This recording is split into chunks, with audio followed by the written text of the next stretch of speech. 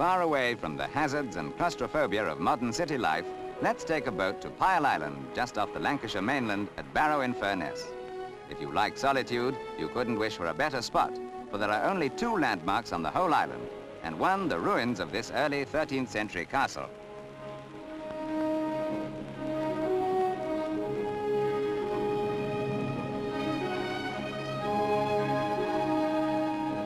The castle was built by the monks of Furness Abbey to ward off Scottish invaders, and as late as the 15th century it was a base for several thousand troops. Today, the island's only permanent inhabitants, a husband and wife, live alone in this rather different home.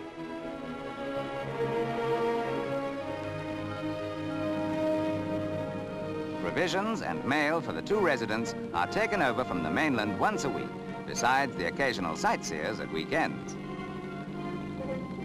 In all other ways, the inhabitants, Dan and Sarah Rooney, are completely independent. They even generate their own electricity.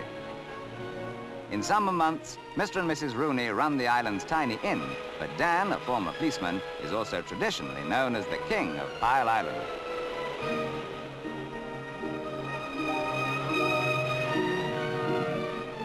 Dan and his wife have lived here alone for 6 years and loved every minute.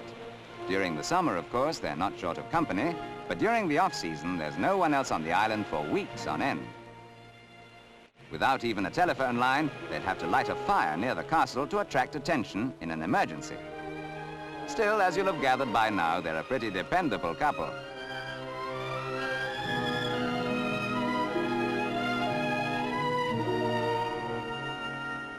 The traditional ceremony of creating knights and ladies of the ancient order of Pile Castle is carried out about twice a year by King Dan. The knight designate must swear to help in the running of any local sports, such as cockfighting and bull baiting. We did say it was an old charter.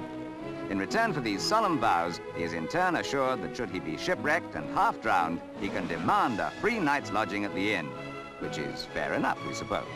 The bargain is sealed with a gallon of beer. They were full of good ideas in the good old days.